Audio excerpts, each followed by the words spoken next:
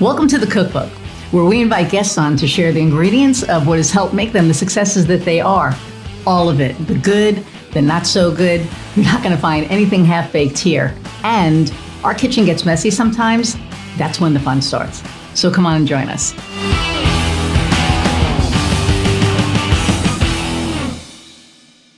Hey everybody, and welcome to another episode of The Cookbook. I'm your host, Iris Goldfeder, and I am so freaking excited about my guest today, Sarah Dowd. Sarah and I met, she heard me speaking on Diane Wingert's podcast, ADHD-ish, and the rest is history. And speaking of history, you're going to hear a lot about that today. Sarah is an entrepreneur with 5 freaking businesses, and we're going to talk about that as well. And she's just an all-around awesome person. So without further ado, let's meet Sarah. Hey there. Hi, Iris. How are you? I am awesome. I feel like we talk every day now. So we pretty much do, actually. Yeah. So, I don't think you're wrong on that one. No, I know. I'm so excited because, just with all of the things that you're doing, and they all kind of intersect with each other, right? So, you have Trikala, and then you have Le Raconteur that you just started. You have the podcast that you're starting. You have, I don't even think I know the other 2 businesses, but anyway, she's got like a lot of shit going on. So tell us a little bit about yourself to start, and then we'll do the thing. Go from there. All right, cool. So I'm Sarah Dowd, and I am the founder of 5 different sort of businesses, enterprises, dreams. My most established brand is called the Trikala Collective, and we are based out of the UK, although we do work all across Europe and Canada and the United States. And we specialize in arts, heritage, culture, philanthropy, and essentially designing projects and kind of products that are going to get people excited to give money, or to give money, spend money, etc. And so we work with museums, we work with galleries, castles. I've worked with some of the coolest places in the UK. I've worked with historic royal palaces, for example. So which is the organization that runs the Tower of London. I've used to work for the Imperial War Museum. And I feel incredibly privileged to be able to work in an industry where we are actively trying to make sure that people engage, but also appreciate their heritage, everybody else's heritage, the culture that creates our histories, and to sort of try and turn back the tide of people thinking, oh, history is boring. History, that's just stuff I learned in school and I had a really dry teacher. And what we're trying to do is completely switch that on its head. So I've been doing that with Trikala for the last 15 years. And we have as a team, we have raised 200 million pound sterling. So that is the equivalent of about 300 million US dollars in funding for these kinds of projects. And it's been a roller coaster. I started Trikala in 2010, so just after the sort of global recessionary crisis, and I went, "Hey, what a brilliant time to start your own business." Okay, and then what made you start it? Like, what was the catalyst or the impetus that made you go, "I'm going to start this business and raise a shit ton of money for all of these." These great places. So what made me start it was, as I know now, I was diagnosed with ADHD earlier this year, just before my 47th birthday. But I've always had a little bit of a rebellious streak, and I don't really like being told what to do. I'm really, really good at customer service as a result. So it's like, don't tell me what to do, but I'll make sure that you don't have to tell me what to do, kind of thing. Right. Which is quite nice. So we bring a really good North American style customer service to Europe, which is, I think, a lot of people find quite refreshing. Yes, it's needed. And I started because I was working for a global construction company as their head of marketing, and I'd done a few different sort of marketing, product development, comms, PR roles, but what I actually found myself doing that was the best was I used to respond to RFPs. I got paid really good money for it. And I would do these big RFPs for like major multi-billion pound contracts.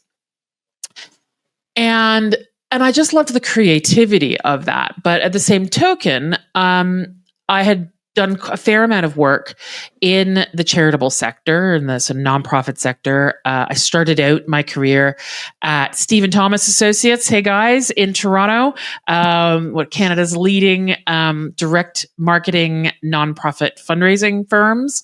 And I give it to Steve and Mary and Paula, and Liz, they gave me my start. And I sort of grew from there. And I knew that, well, maybe not new, but I had this feeling that I was sort of pulling together this weird kind of mixture of skills and experience that it sort of allowed me an into the sort of visitor attraction world, we'll call it, in a sort of like, I know how to get you big money, not just little money. And I know how to do that because I'm really good at listening to audiences. I'm really good at listening to what people sort of tell me in terms of their vision and be able to kind of make these creative connections. Again, I've called that my sort of beautiful mind moment. I can see stuff in my head where it sort of all comes together. And I think actually that is down to the ADHD, and I just didn't know it at the time. Yeah. And I was just able to translate these stories, this narrative, into something that was really inspiring to people, that they wanted to give 10 million pounds, or, they wanted to support a new skills and training program. And I was really lucky because I'd done 2 years at the Imperial War Museum on a 10 million pound project where I was sort of the head of communications. And I loved traveling all around the UK to the 72 different venues that we were working with. And I was doing a lot of training, and my job was just to get people inspired and enthused about stuff. And that really is what it comes down to. I think that there could be a lot of cynicism in our world today. I haven't really seen it get any better in the last 15 years. It's certainly, there is a cynicism in British culture as well, that actually, when you're trying to get people to invest, whether it's $1 or whether it's $100 million, it's a hearts and mind situation. Yeah. You're building a relationship. You're getting them to believe in you, in the organization that you're standing for, and that you can tell that story. So I started the Trikala way back then with the opportunity to sort of do some freelancing for the construction company, but also start doing some other things in my own right. And we sort of started to build it from there. And it wasn't easy. I started it with my husband, and for the first couple of years, we were both freelancing for it. I will say we got married in 2011, came back from our honeymoon, and we both had 2 big clients. And within 10 days of each other and returning from our honeymoon, it's this 2010, so the economy was just tanking. We lost both of our clients within 10 days of each other. Oh, Yeah. shit. And so we were like, okay, we have got a $3,000 equivalent mortgage, or I think it's probably more than that, more like 4,000, and no income, and a business that, when you, of course, you start a business, it naturally creates its own money drain as well, even if you're doing nothing with it. Right. You True. know, um, Yeah. so Monthly expenses, right? oh yeah, exactly. And so what we decided to do was we sold the house really quickly and we downsized. And that was a big emotional impact for me. It was the first Sure. house I'd ever bought with my own money. And that felt like the failure that I'd always in the back of my mind kind of had been fighting against. And again, now that I know about my ADHD diagnosis, that voice is very identifiable, and it's a hell of a lot quieter now, which I think is great. But it was at that moment in time, I didn't know any of this, and I just felt like, fuck, what am I going to do? Sorry, I hope I'm allowed to swear on this podcast. Have you met me? I mean, yeah, have I you know. met Just thought me? I checked. No, you're good. And now my friend And- Michelle just took a sip of wine. So every time we say fuck on the, now she took Excellent. two sips. Well, this is why. This is one of the reasons I reached out to you, of course, was I mean, because I know, you talked because we about the cursed. fuck jar, and I went, I want to work with somebody who's got a fuck jar. Here it is. There it is. There it is. Here with it is. all the fucks you have to give. With all the fucks and days that I have none, I just empty the jar and leave it on the counter. Yeah. What I'll say about the ADHD thing, because you said, you picture everything in your head. You saw Queen's Gambit, right? Yeah. Okay. So when she's laying in bed and all the chess pieces are moving, that's what I do. Like so I was assessed as a strategic listener.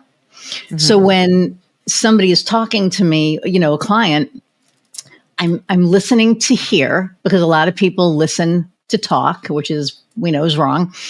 But I listen to hear, and then the back of my brain is already putting all the pieces together. And I think that is the ADHD piece. And I think that that's our superpower. Like we were talking about that it's not, ADHD is not a bad thing. I think ADHD is a superpower because it allows us to see everything. And where we get overwhelmed by that sometimes, it really helps our clients because we get to see everything. And so, but, with that, with selling the house and, all of that, that wasn't a failure, I know that now, but it took me a long time to deal with that. And it really, there was a lot of anger, a lot of kind of, feeling that there is a lack of justice and how unfair things were. And that I think has probably been one of my biggest evolutions over the last 15 years is, and I had no idea what justice sensitivity was until this year either. Right. And I can see it, but really understanding that, one, life ain't fair, and that's unfortunate. Life is hard. Get a helmet.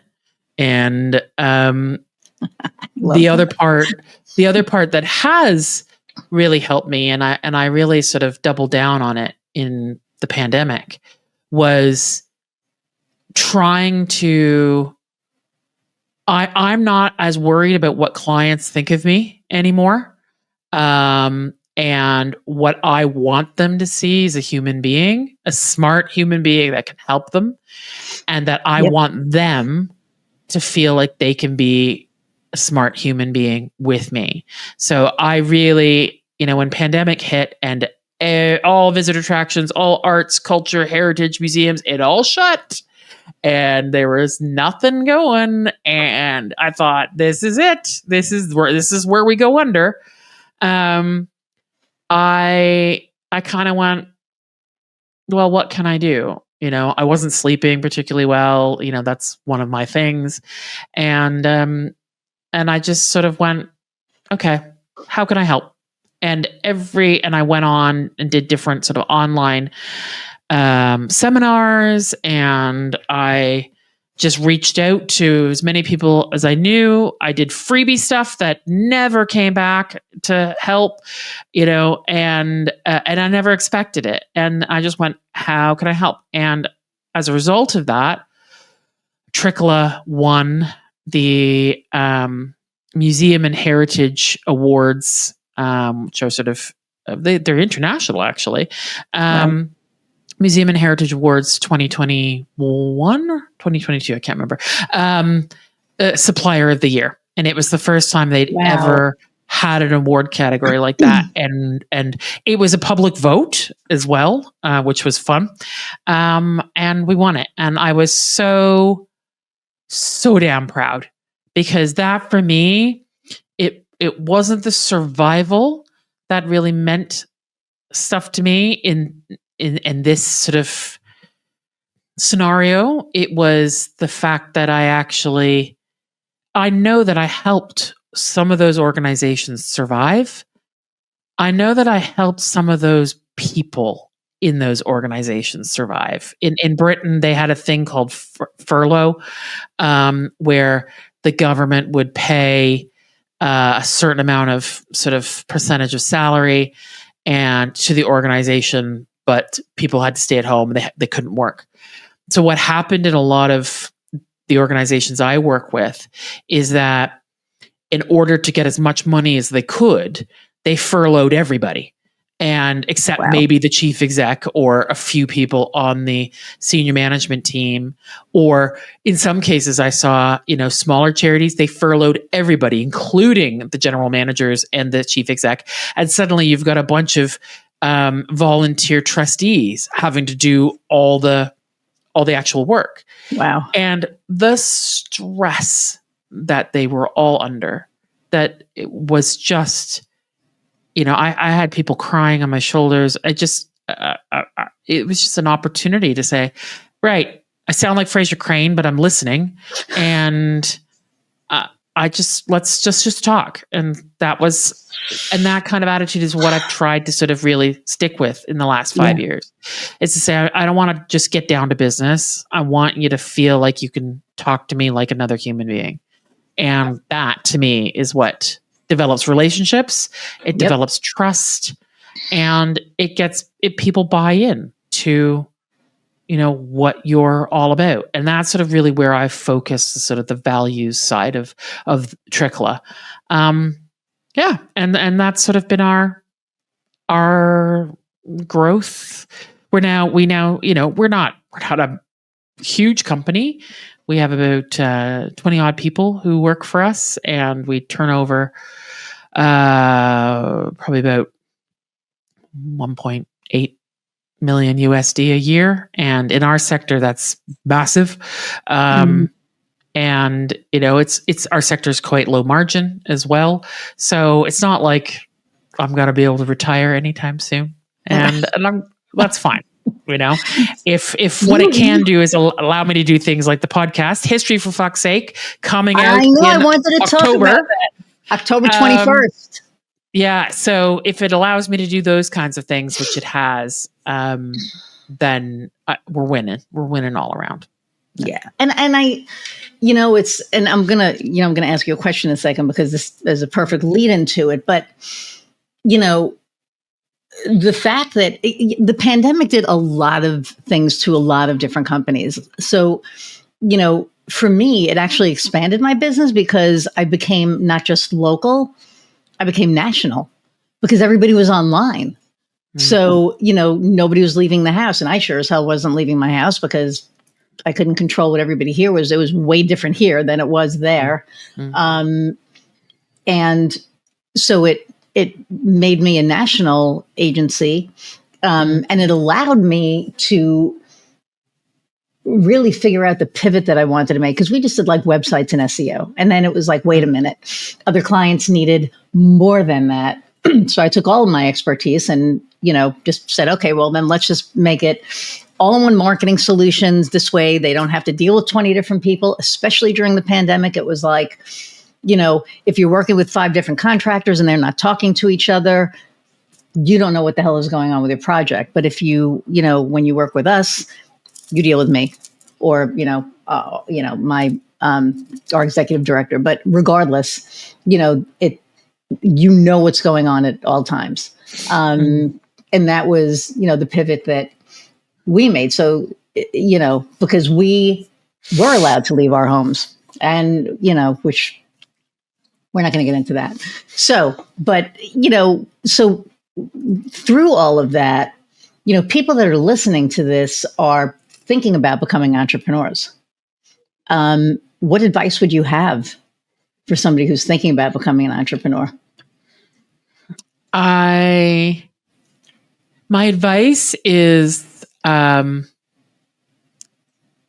if you're neurodivergent, it's really good, because what you have to be is agile and be able to think about things differently. It's anyone who thinks that they're gonna make $1 million overnight. These are not get rich quick schemes at all. No. Most small businesses, business startups, etc., fail within their first 3 years. So my business, we grew our business what's called bootstrapping, and it means that you don't have like capital investment from venture capitalists or Dragon's Den or anything like that. You just don't have that. You win one piece of work and you try and make a profit, and you win another piece of work and you try and make a profit, and hopefully you get to a point where you're getting enough volume in that you can give up your day job or your big side hustle or whatever, and you're working it. And what it's done is, we've been around for 15 years, and it's, as I said, it's allowed me to start, several other businesses. But I'm not kind of deluding myself that I'm going to be the next multinational company. So what I would say is that, if you've got like an MBA, or you think that you need an MBA to do anything like this, no. What you need is work ethic. And yes, that's the critical issue. Thank and you. What I would say is that from what I think, and I think I wouldn't be surprised if you reflected this as well. One of the things I would say that if you are a business owner is, don't get into doing stuff you don't know how to do on your own. Okay. I can do every single service that Trikala offers, even now. And, we have, quite a few. I can do every single one of them myself. From Her Majesty's Treasury Green Book business cases, which are highly technical, business planning, investment documents, financial modeling, down to designing, posters. I can do it. And I think that is the ADHD. I also think, it's something, I have an artistic streak, which is nice.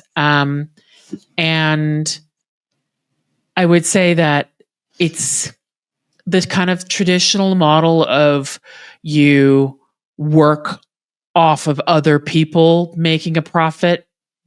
You'll only get to that when you get to a place where you can scale. And we have tried to scale 3 times, and it's only been in the last 5 years that actually we've been able to do it. So we have scaled before and had to draw in our horns, and scaled again and had to draw in our horns. And finally, we've managed to find that sort of sweet spot where we've been able to do it successfully. But yeah, I'd say, being an entrepreneur is fantastic, especially if you don't like having a boss. But on the flip side, if you're in a service, suddenly all your clients are your bosses. Okay. So I would suggest make sure you really understand yourself and what makes you tick, the emotional labor that goes into that kind of stuff. If you're, if you're starting something with a product, that's great. Figure out how that product can scale or not scale, and how it's still, don't lose your joy. Like, if you're going to become an entrepreneur, you've got to have some fun, because if you're not having fun, then it's hell of a lot of work, oftentimes with not a lot of return. And it's, you get the return by having the fun. So yeah, that's the kind of the advice I'd give to somebody thinking about doing it. Do it, but make sure that you're really clear on what you're doing and how you're going to do it. Yeah. I love that. And it's like, like you were saying with the, they're not going to make $1 million. I always say, like, an overnight success takes 10 years. And I think also that, if you, I say this all the time too, if you really want to get to know yourself, become an entrepreneur, because you are going to learn all of it, the good, the bad, the ugly, the pretty, the happy, the sad, the holy shit, what was I thinking moment, right?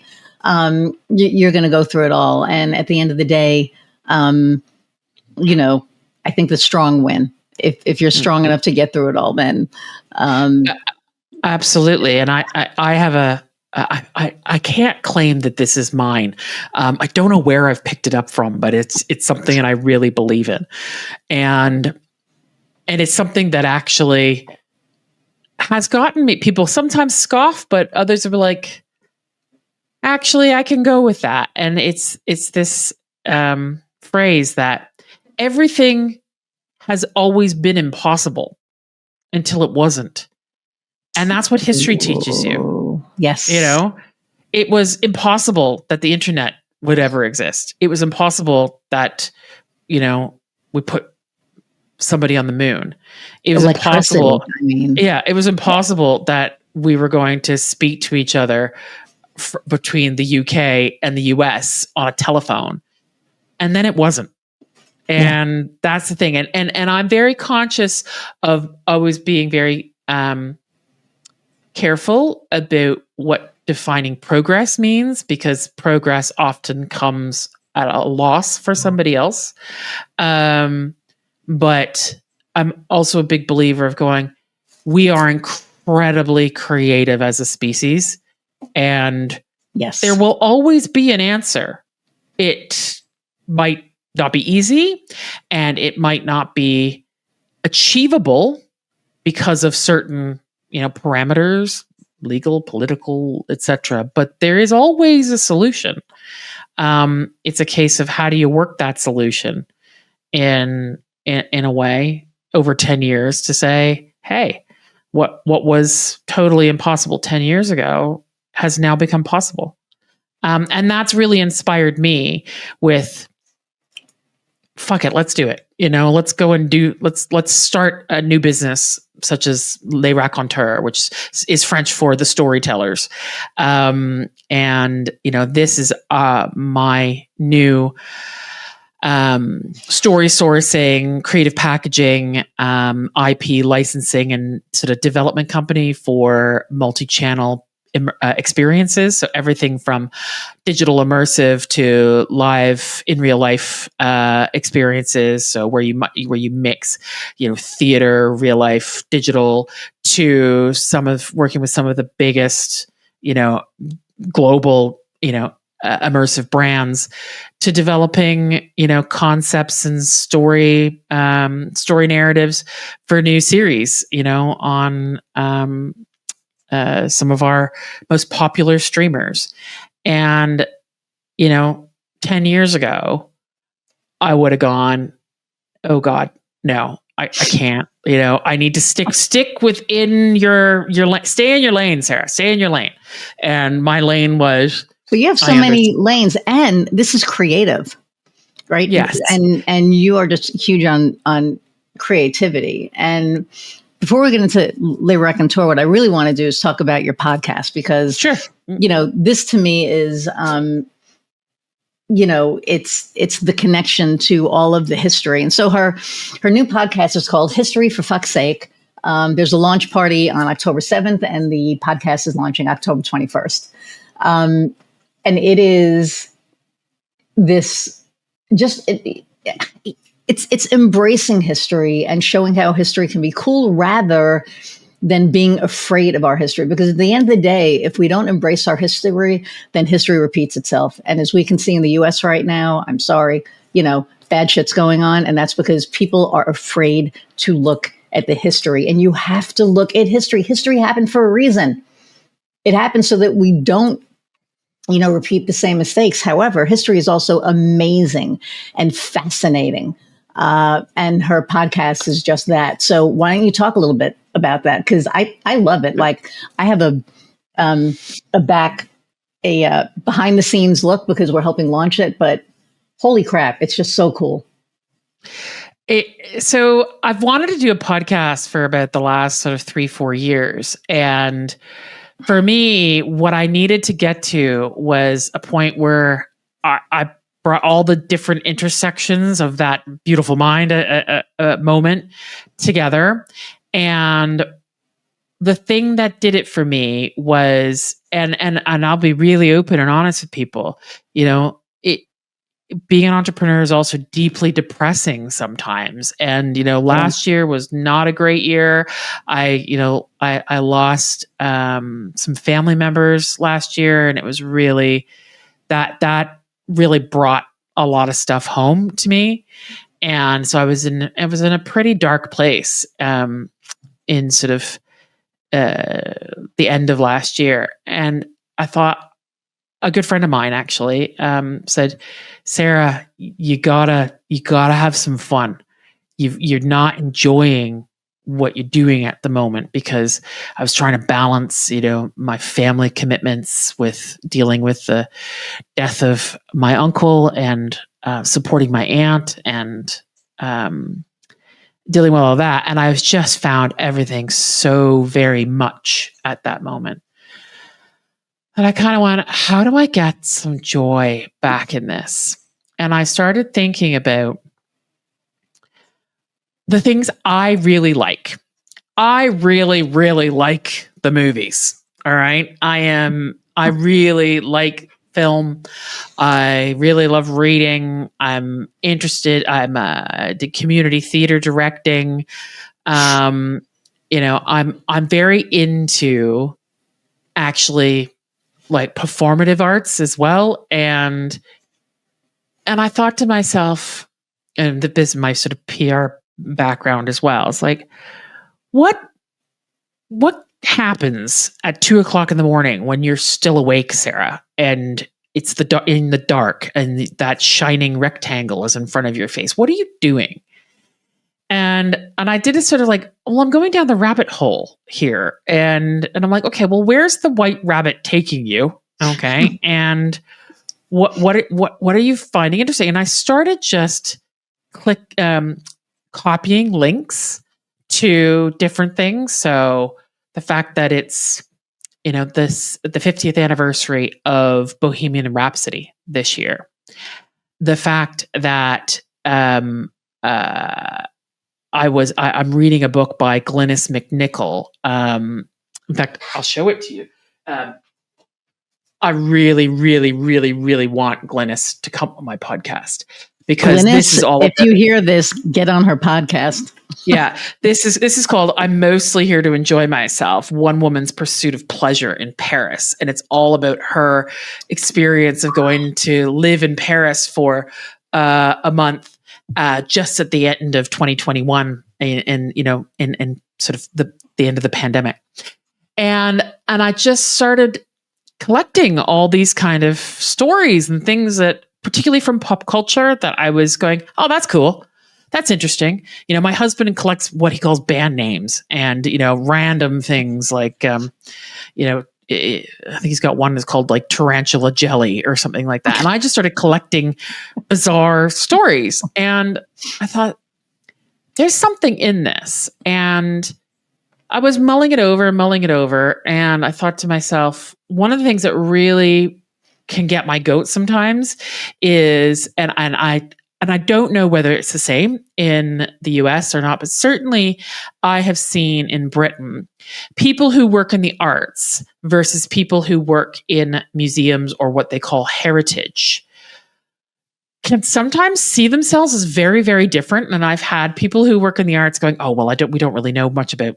heritage or history, or, that's really not our thing. That's, that's for academics, And I've seen people in heritage going, yes, but, our job is to preserve and conserve objects and artifacts and stories for perpetuity. Our role is to keep things.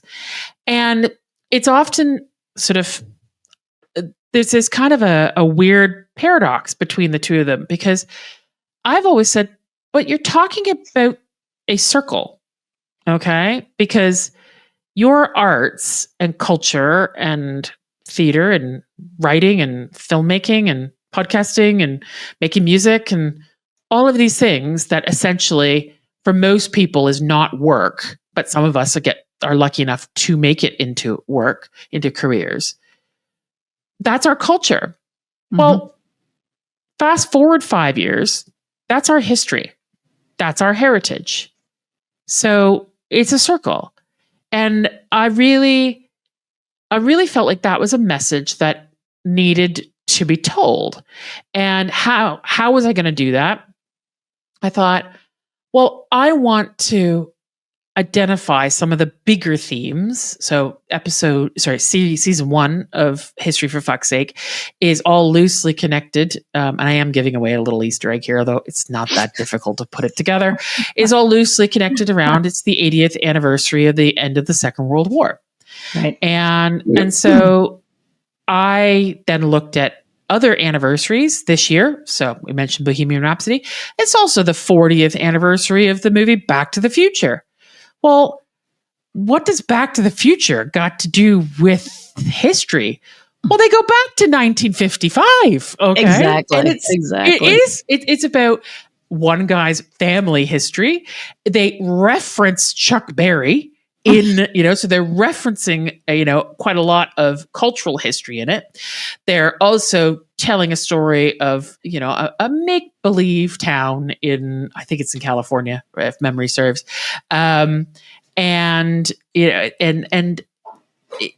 it's very meta in sort of, and complex and layered. And I thought, well, wouldn't this be a fun thing to do, is talk about the movie Back to the Future, but let's talk about it with somebody who wasn't even alive when Back to the Future came out 40 years ago. And by the way, right, they only went back 30 years from 85 to 55, whereas now we're talking about 40 years. And, you try to think about if we went back to 85 in comparison to now, how would that feel? And so I had Louisa Rogers on my podcast, who's a fashion professor at Northumbria University. And we started talking about trends, and we started talking about looking at Back to the Future through the eyes of sort of teen culture and what teen culture means now, or Gen Z culture means now. And then what do Gen Z look at in terms of what do they define as history? And what she's fascinating, talking about how actually, as what's quite big at the moment is references to Y2K. So like 1995 to 2005 is a popular kind of trending thing for Gen Z audiences. And I find I'm just that kind of boggles my mind. And so we were then able to talk about that and how do people define their own contemporary culture and fashions, etc., in the context of their own histories, or actually, in this case, kind of fraudulent histories, because some of the fashions of that period were referencing a lot of 70s fashion. So it's layers upon layers upon layers. And that's kind of the message that I'm trying to get across to people, is like, just look a little deeper. Think a little bit more and make the connections. And I directed a play called Educating Rita. There was a film made in the early 80s with Michael Oh, Caine. yeah. Yep. And it's a wonderful two-hander play. And there's a whole discussion around, only connect, and the sort of the literary criticism and the thinking about what does it mean? What are the stories in these books mean for Rita? And that's sort of something that I really encourage is, we can take so many things at face value now, scrolling through our social media, watching TV, numbing ourselves, that actually just take a moment to connect a thought between that to that to that.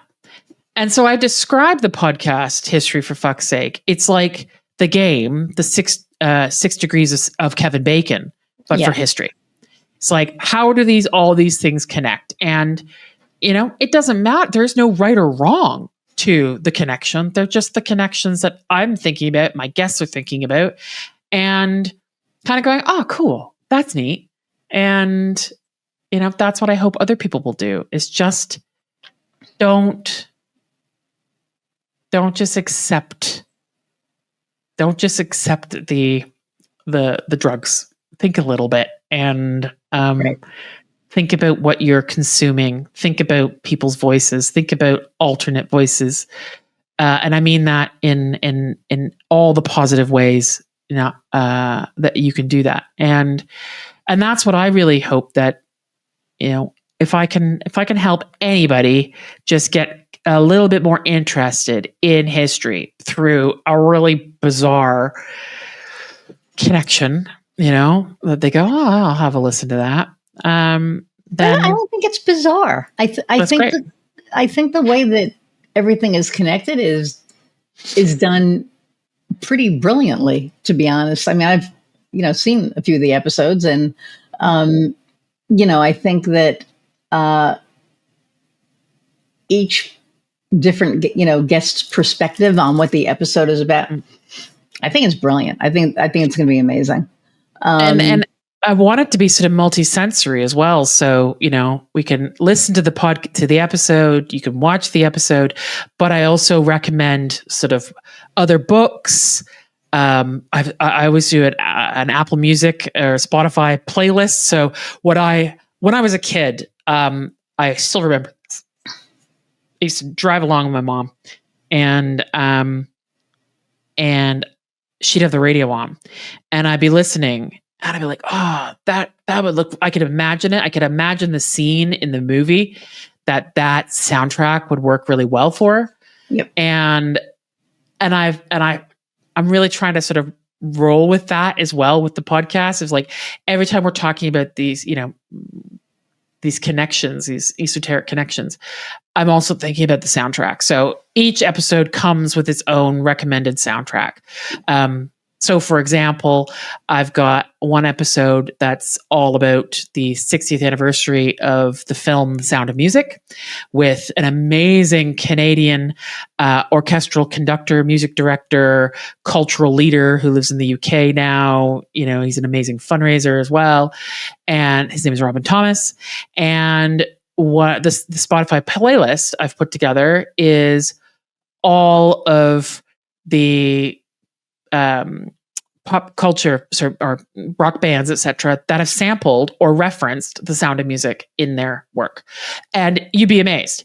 It covers everything from like Outkast to I think Pink might have done something. Holy crap. And yeah, and forgive me if I've just done that wrong. You'll have to listen to the podcast and look at the show notes in order to get the list. But it's again, I'm trying to give that sort of those different layers for people to go, I enjoyed that. Now I'm going to go and listen to some really awesome music as a part of it. And I'm kind of like trying to create a soundtrack for people's day if they're going to listen. I really like that idea. And The Sound of Music, I'm going to give my age away, but everybody knows. We actually saw it in the theater when it came out. And when we got back to my house, my mom and I, because she had an amazing voice, I never did anything with it, but we got back to the house and started harmonizing to Do Re Mi. And that's what got me into music at like 6, 7 years old, however old I was. And it's so funny because when I hear, references to that, it just brings me back to that. Like, I remember sitting on the plastic covered yellow velour couch, and then, going through that. So I think the other thing that, history does is it also brings back memories for us from that time, especially if you have a soundtrack to that, because music always brings back memories. So it's music and the sense of smell. So I've got one episode that's all about perfume and nostalgia. So it's the 100th year anniversary of the perfume Shalimar, and came out in 1925. And so myself and my guest Valerie, we talk about the evocative nature of smell. We look a little bit at sort of what happened to like the French perfume houses in the Second World War, and how that's those smells.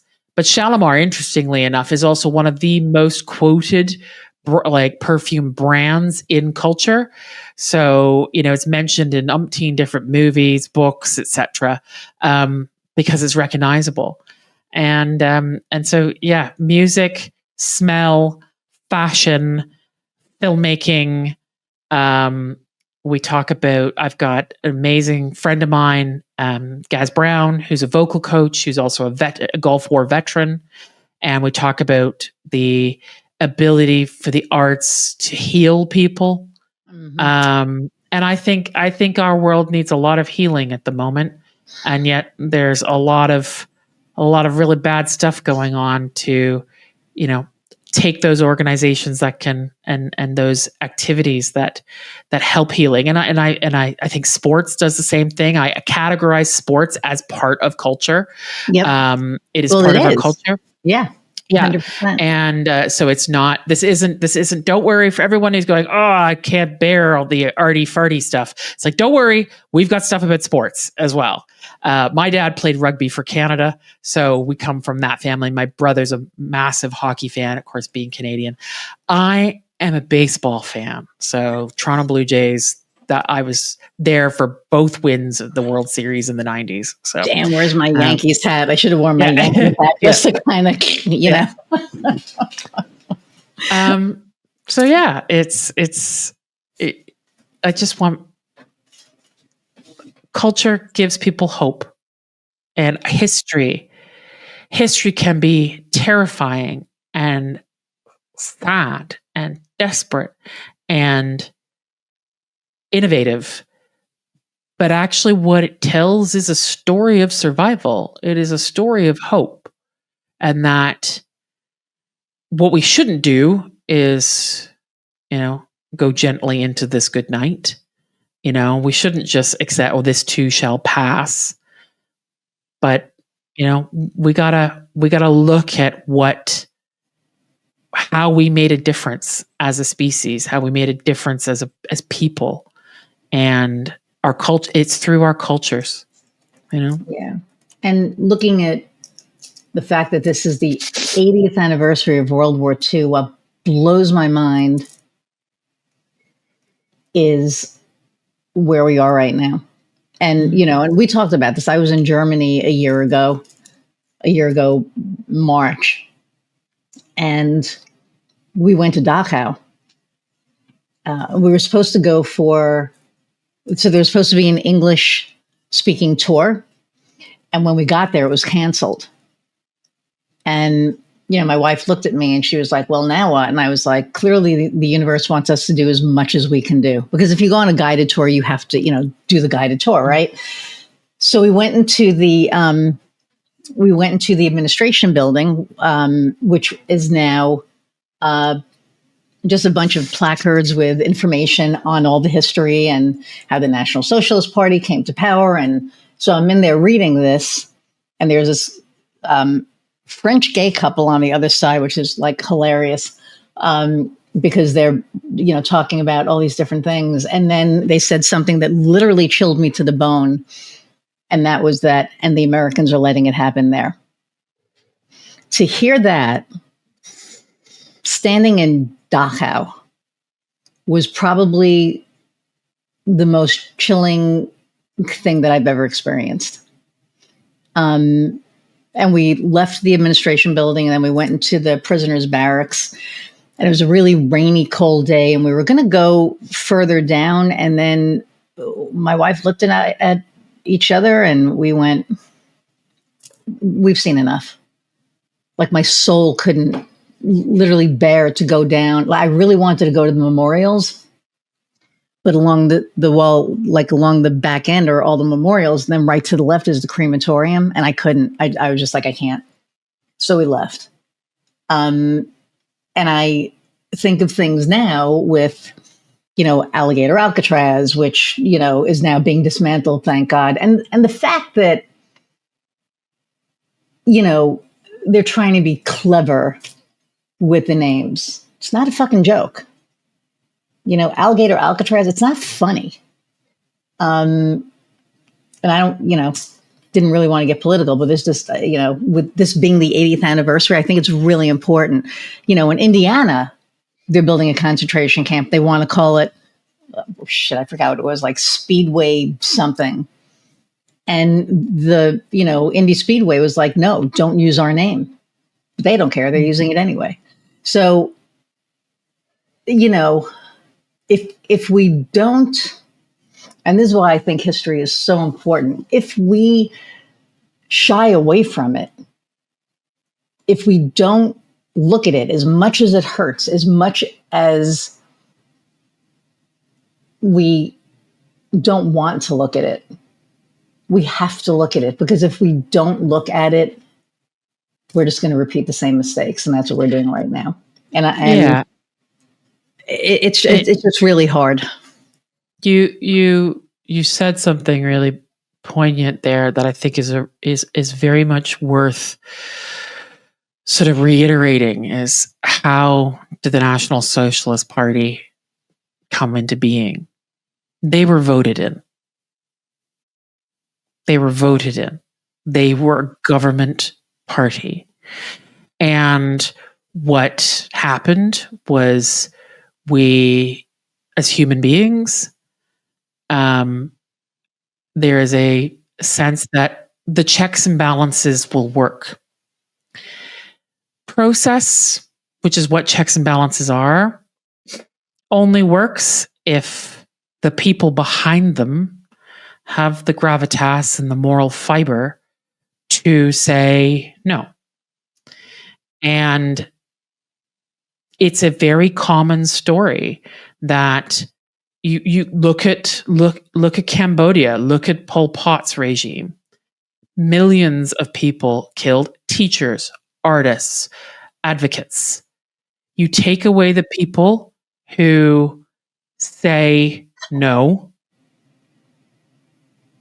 through pacifist means, and the checks and balances stop working.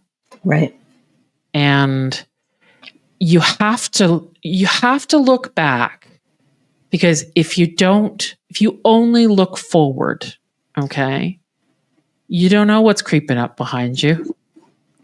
Nope. Because you don't know that this has happened before. Right. And everyone will say, oh, totally different situation.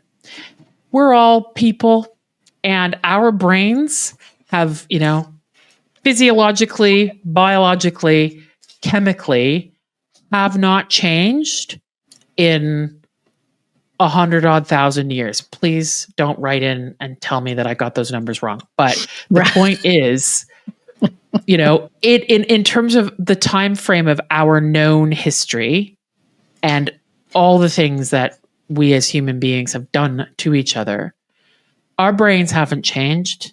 Okay. We are the same species. Yep. We just have a lot more tools now. And what those tools do in some cases is they divide people. Sometimes they bring them together. Find your tribe on social media. That's wonderful.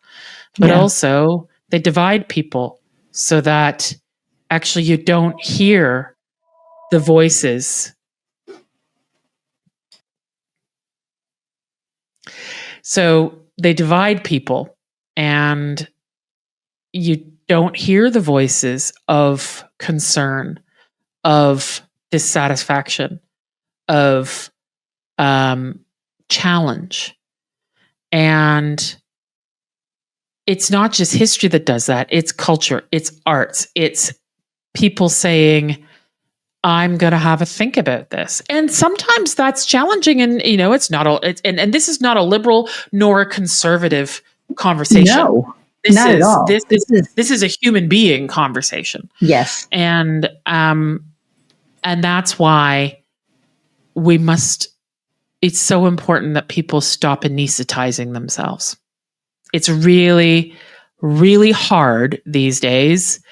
I think back to you're neurodiverse, I'm neurodiverse, and the way that our society has become and the addictive nature of our technology as well it's soma for the masses.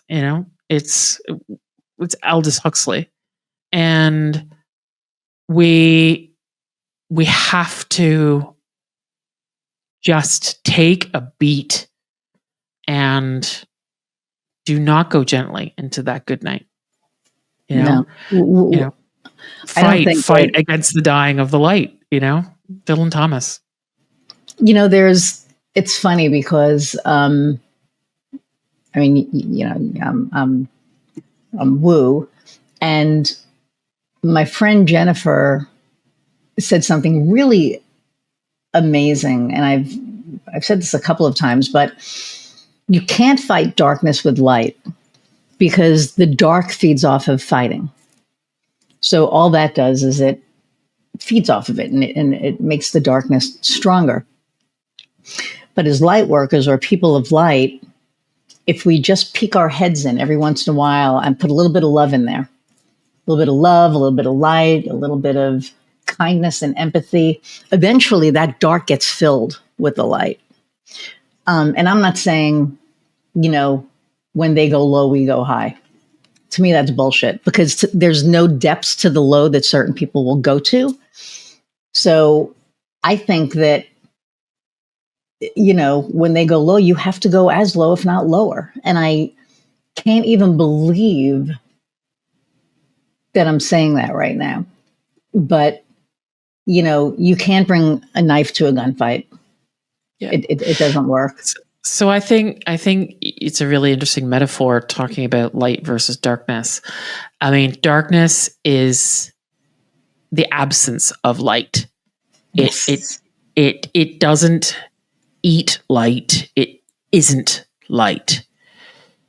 And I think it's difficult sometimes, and I think people can have an approach that over intellectualizes things. And what I would say is we have to be human and we have to understand each other. And I am a massive fan of The Rest is Politics US, The Rest is Politics UK, Catty K, Anthony Scaramucci, love you.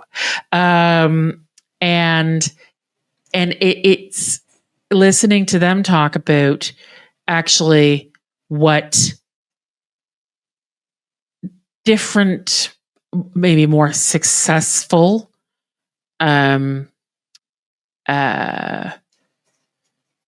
bodies, for lack of a better word, out there, whether that's groups of people, organizations, individuals, etc. Those that really understand the human psychology of things, they're the ones that are winning. And to deny and to refuse to really try and get to the heart of what is bothering people, what is making people vote in these ways, what's causing the rise of populism, people not listening, it's not connecting to each other. Right. It's really hard to hate your neighbor, even if they're on a totally different political spectrum to you, if actually you like them as a human being, because you might go, I don't agree with that, but Yes. you're fucking hilarious. Okay. I can have a really good laugh. Let's have a beer. Let's agree to disagree agreeably. Okay. And that's, and I will listen. And that, I think, is one of the things that we need to do much more of, particularly in the liberal sphere, is we need to bloody well listen. And we need to listen to people who are not of our political persuasion, because I think that the post-war period has, particularly in the global north, in the US, in the UK, in Canada, we have the wealth has, just exponentially grown, but it's on the back of people who have been left behind. And that protest of we are here and nobody's listening, that is what is driving the darkness, because these poor people, and that sounds very patronizing and I don't mean it to sound like that, but a lot of these people are in the darkness, and it wasn't a darkness that they brought on themselves. I was just reading something that, and I know that we're at an hour already, but we can go over for a little bit. But I was reading something somewhere that, a lot of politicians and a lot of companies pretty much were like, going into these rural areas or just areas in general and saying, this is what's good for you. And so we're going to do this without any feedback, without listening to the people. And you're 100% right. People weren't listening to each other. And, back in the day, it was like, oh, you should never talk politics and religion. Bullshit. Because if we were allowed to talk politics and religion, I don't think we would be where we are. I think that I totally agree with that. Right? Mm-hmm. There would have been like enough of a conversation where, this is my political stance. And we used to be able to have those conversations. And why do they not want you to talk about it? Think about it. They don't want you to talk. They don't want you to talk about money, okay? Because you'll realize the disenfranchisement of people and the sort of the total inequality that money and power and organizations and keeping people unaware of how unequal things are. They don't want you to talk about religion because, well, that's a massive source of power. All right. Yeah. And, and it fundamentally comes from this is a political system driven out of, medievalism, mercantilism, through the Industrial Revolution. Capitalism only came into being in the latter part of the 18th century. Yeah. Banks only came into being like 250, 300 years ago. Isn't that a crazy thought? That is a crazy thought. Yeah. That we have companies, capitalist companies, and I'm not against capitalism, by the way. As an entrepreneur, you kind of need to be. Right. But it is history. These things are only 300 years old. And now look where we are in the middle of it all. Yeah. Yeah. It's really, it's interesting. And I am going to be one of hope because I have to be. Otherwise, I'll just crawl into a ball and hide in a hole. So, and that's not who I am. So, I'm as the Dixie Chicks said, you got to laugh sometimes, or you're just going to cry your eyes out. There you go. Right. I mean, so there you go. All right. Thank you so much for, we're over an hour and I knew we were easily going to go over an hour. I mean, we could talk, we do talk for a long time, but,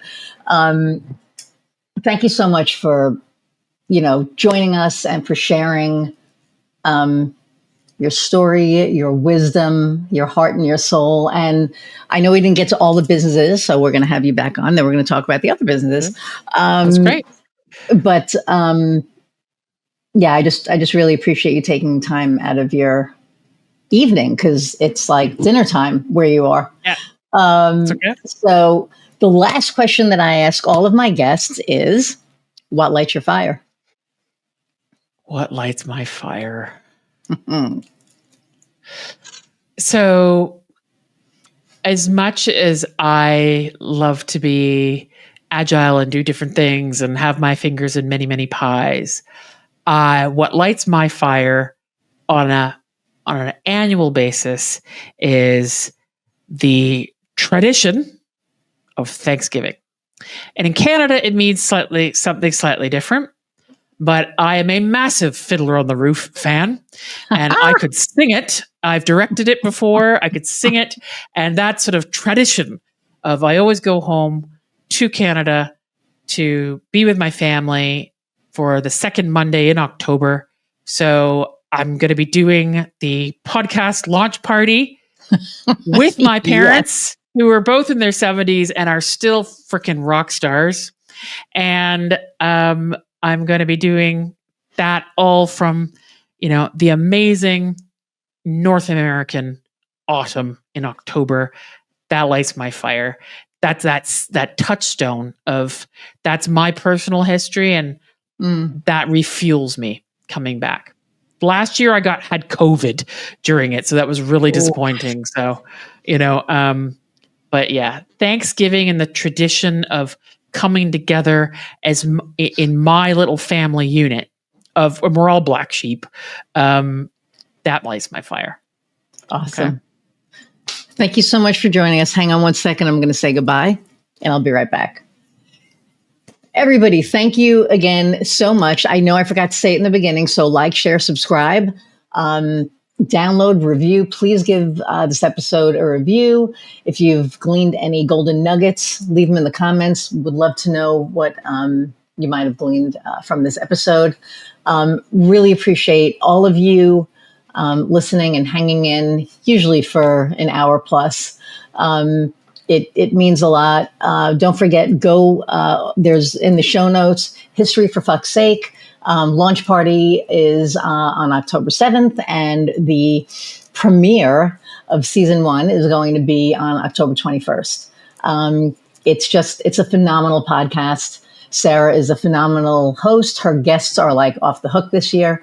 And so, go check it all out. And again, thank you for letting me do what I do. I love this. This is my passion project.